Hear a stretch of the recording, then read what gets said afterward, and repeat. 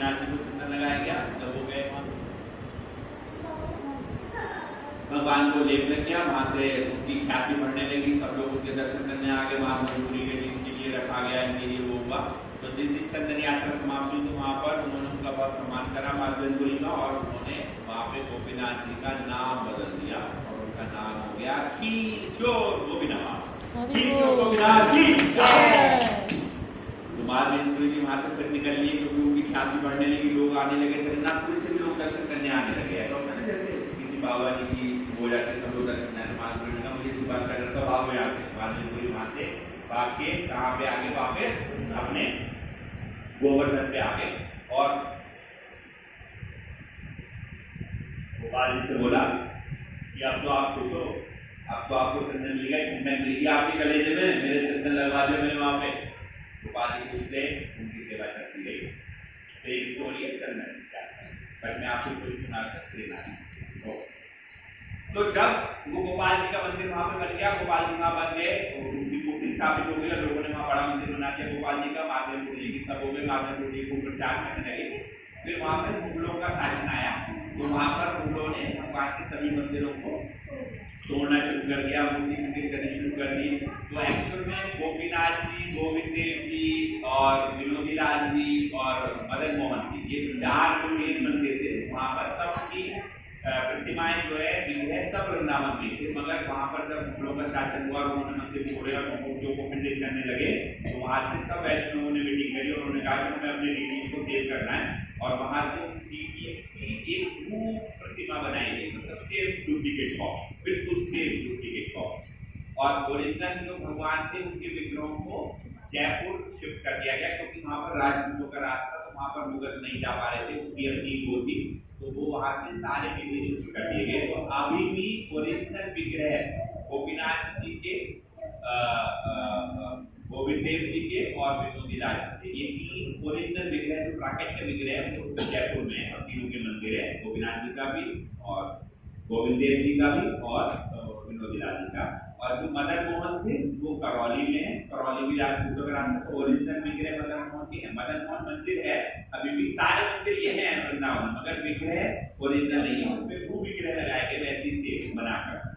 और एक विग्रह नहीं बनाए थे, 3-4 विग्रह बनाए थे। कुछ विग्रह पानी के अंदर छुपाए गए, कुछ विग्रह कंफ्यूज करने के लिए मुगल राजाओं को भी पता नहीं कौन सा असली कौन सा असली, मगर असली विग्रह चले गए। जैसे ही गोपाल जी का मंदिर भी फेमस हो गया था, कहाँ पर, गोवर्धन में, तो उन्हें पता चला कि मुगल राज ने प्लान कराया कि गोपाल जी के मंदिर में हम चढ़ाई करेंगे और वहां पे गोपाल जी के मंदिर को ध्वस्त करेंगे।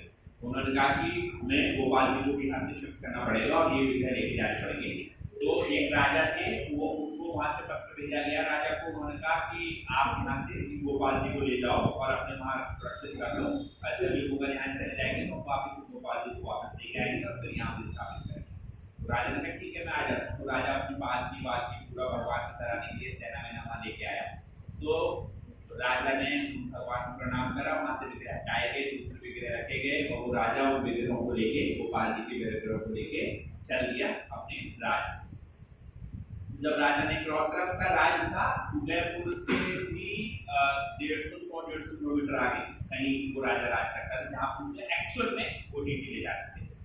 जब वो ले जा रहा था, तो जैसे ही उन्होंने उदयपुर क्रॉस करा, तो जहाँ पे आज वो मंदिर है श्रीनाथ द्वारा, जैसे ही वो वहां पहुंचा तो वहां पर रात हो गई। तो राजा को वहां विश्राम करना पड़ा, रात मतलब रात को पीछे होती आ रही थी, वहां रात को सोता था, फिर आगे चलता था। तो जब वो वहां पे रात को सोया, वहां पे विग्रह उन्होंने रखे, विग्रह की पूजा करी, भोग लगाया, क्योंकि विग्रह की तो सब सेवा होती थी, और वहां पे रख दिया। तो जब अगले दिन राजा उठा, उसने विग्रह उठाए, तो विग्रह उठे वहां, वो उठाए राजा और राजा से विग्रह ना उठे, राजा विग्रह उठा, राजा से विग्रह ना उठे। भगवान ने कहा, राजा ने कहा भैया क्या हो गया, पूरी उठे यहाँ पे। तो फिर राजा को सपना आया, बोला अरे राजा बस अब मैं यहीं रहना चाहता हूँ, मुझे पसंद आ गई ये जगह, तो मैं यहीं रहूंगा, मैं कहीं नहीं जाऊंगा। बोला आपके लिए वहाँ मंदिर तैयार हो रहा है, सब कुछ तैयारियां है वहाँ पे मेरे राज में, बोला मैं कहीं नहीं जाऊंगा, बस यही मेरा राज है, मैं यहीं रहने वाला हूँ। भगवान की मर्जी के आगे कोई कुछ नहीं कर सकता। और वो मंदिर वहीं पे स्थापित हो गए, जिनको हम श्रीनाथ के द्वारा जाने जाते हैं। और वहाँ पर वैष्णव परंपरा नहीं है, वहाँ पर दूसरे परंपरा के लोग, मतलब 4 जो मेन परंपराओं के लोग वहाँ पर सेवा करते हैं श्री संप्रदाय के लोग, तो उन्होंने उस विग्रह का नाम रखा श्रीनाथ। श्रीनाथ, तो उसका नाम रखा गया नाथ द्वारा और श्रीनाथ। तो इसको इसलिए गुप्त वृंदावन कहा जाता है क्योंकि वृंदावन के विग्रह उनके गोपाल जी के विग्रह वहां पहुंचे तो उनको श्रीनाथ कहा।